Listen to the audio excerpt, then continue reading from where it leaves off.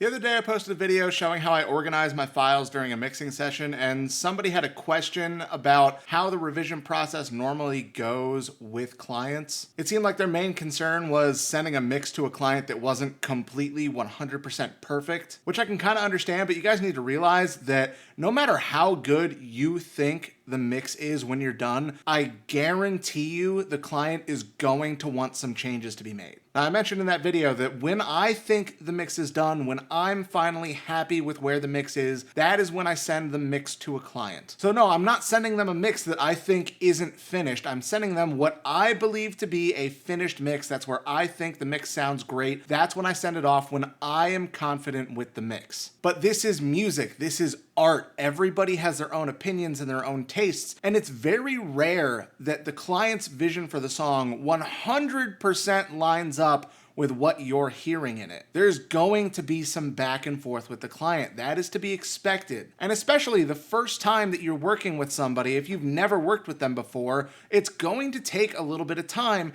to line up your guys' creative ideas. And I always make a point to explain this to a client when I'm first working with them. I tell them straight up, hey, this is what I consider to be a finished mix, but I know we've never worked together before, and there's likely going to be some back and forth to get this exactly where you want it. That's what the revision process is all about, is to take the mix and tweak it so you are 100% happy with it. So if you listen to this mix, and even if you think it's way off base, don't freak out. Don't think you wasted a bunch of money. Talk to me about it. Tell me what you like, what you don't like, what things weren't meeting your expectations, what things came out differently than you were expecting. That kind of conversation needs to happen with people. Again, it is very, very rare that even if you are completely happy with the mix, even if you think it's the best mix you've ever done, it is very rare that the client is going to have zero notes on what to change. There's always going to be changes that need to be made, especially when it's the first time you're working with somebody. Now, once you've worked with somebody for a little while and you end up doing more projects and more songs with them,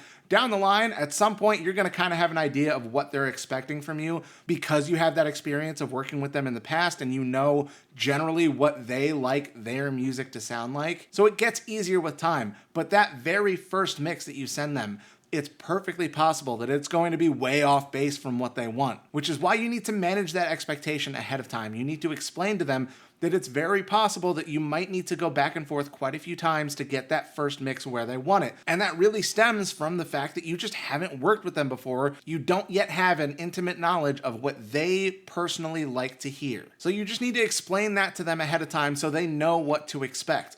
Because if they think that you're going to send them a first mix and it should be perfect, then that's going to be a problem because, of course, their opinion is likely to differ from yours a little bit. So yeah, when I'm sending somebody a mix, I'm not sending them what I consider to be an imperfect mix. I'm sending them what I think the mix should sound like. I think it sounds great, and that's why I'm sending it off to them for approval. But on both sides of it, both you and the client need to understand that especially the first time you work with somebody, there is going to be some back and forth. It's going to take a little time to get it dialed in exactly where they want it to be. That is a completely normal part of the process.